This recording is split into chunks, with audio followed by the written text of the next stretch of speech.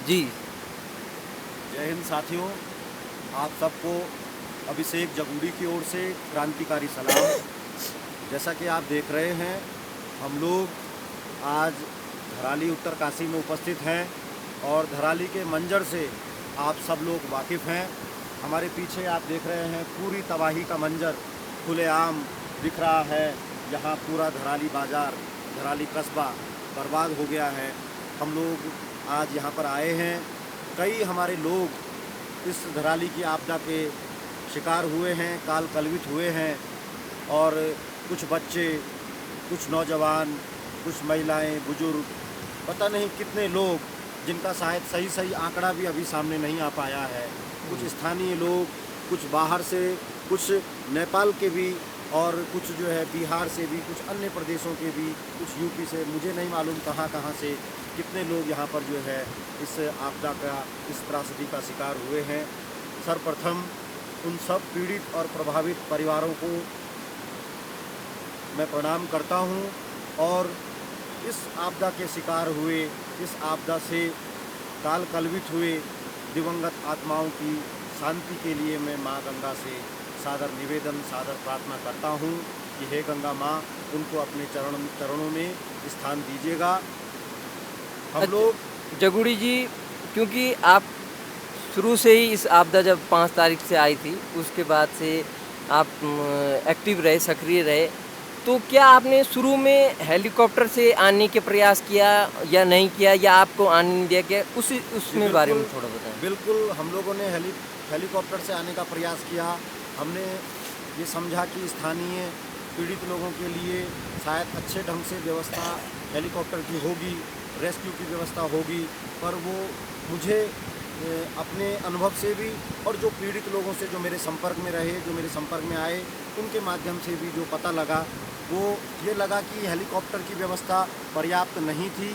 सरकार के द्वारा किराए पर हेलीकॉप्टर लाई गई थी आपदा के लिए। हमारी जो सरकार है, उनके द्वारा जो रेस्क्यू ऑपरेशन चलाया गया, स्थानीय ग्रामीणों से, स्थानीय बुद्धिजीवियों से और जो पीड़ित और प्रभावित लोग थे, उनसे जो मेरी वार्ता हुई, उनसे जो मेरा संवाद हुआ, उनके माध्यम से मुझे ये पता लगा कि इतनी बड़ी आपदा को हमने हल्के में ले लिया, इतनी बड़ी त्रासदी को हमने हल्के में ले लिया।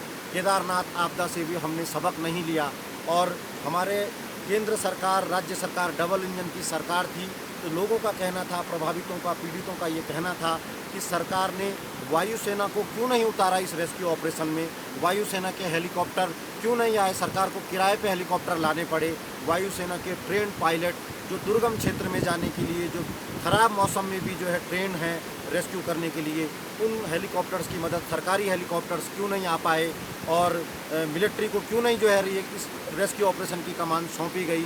केंद्र सरकार और राज्य सरकार ने, डबल इंजन की सरकार ने क्यों नहीं जो है इस बात को समझा।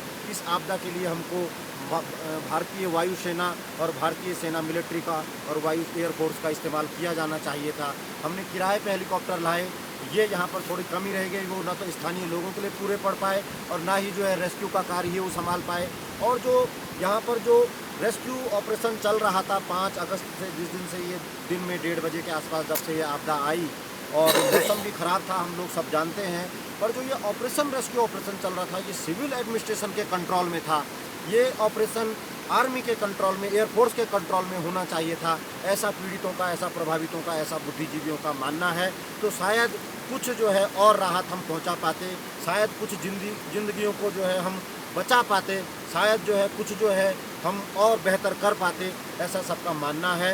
और मैं ये कहना चाहता हूँ कि रसद सामग्री, जैसे कि यहाँ का मैं माहौल देख रहा हूँ, जो गाँव के लोग हमसे संपर्क में हैं, जो उपला टकनौर की घाटी है, 8 गांव का जो मुख्य रूप से यहाँ पर जो क्षेत्र है, यहाँ तक राशन नहीं पहुँच पा रहा है, यहाँ खाद्यान्न नहीं पहुँच पा रहा है, यहाँ चीनी नहीं पहुँच पा रही है, यहाँ जो है अन्य सामग्री नहीं पहुँच पा रही है। क्या अच्छा, हम सरकार के माध्यम से खाद्यान्न यहाँ पहुँचा नहीं सकते? क्या हम हेलीकॉप्टर से, अगर सड़क नहीं बन पा रही तो क्या हेलीकॉप्टर इन 8 गाँव तक, इन पीड़ितों तक, इन प्रभावित गाँव वासियों तक खाद्यान्न का जो है संकट जो यहाँ पे है, यहाँ लाइट नहीं है, यहाँ जो है नेटवर्क नहीं है। हम लोग कल से हैं यहाँ पर, हम लोग सोनगार्ड में उतरे थे, वहाँ पर जो है हमको जो है जो आपदा प्रबंधन की गाड़ियाँ थी वो उपलब्ध नहीं है। जो वहाँ पे चौकी बनी हुई है पुलिस चौकी, वो कह रहे हैं सर हमारे पास पेट्रोल नहीं है, वाहनों में डीजल नहीं है, वाहन खड़े हैं और जो वाहन हैं वो ऊपर गए हैं आपदा के, यहाँ कोई वायरलेस काम नहीं कर पा रहा है, हम संपर्क नहीं कर पा रहे हैं। तो इस तरह से ये जनता को सुविधा नहीं मिल पा रही है। मैं सरकार से एक बार फिर निवेदन करूंगा कि इस पे दोबारा से मंथन, दोबारा से चिंतन कीजिए। स्थानीय जनता को कैसे नेटवर्क से जोड़ें, कैसे जो है हम यहाँ पर रसद सामग्री पहुँचाएं, कैसे खाद्यान्न उपलब्ध कराएं, कैसे हम यहाँ पर डीजल पेट्रोल उपलब्ध करा पाएँ, कैसे यहाँ लाइट पहुँचा पाएँ, कैसे मोबाइल के नेटवर्क यहाँ काम करें। और युद्ध स्तर पर बोलने से काम नहीं होगा, युद्ध स्तर दिखना भी चाहिए। न्याय होना ही नहीं चाहिए, न्याय होता हुआ दिखना भी चाहिए ज़मीन पर। मेरा ये आग्रह है जी।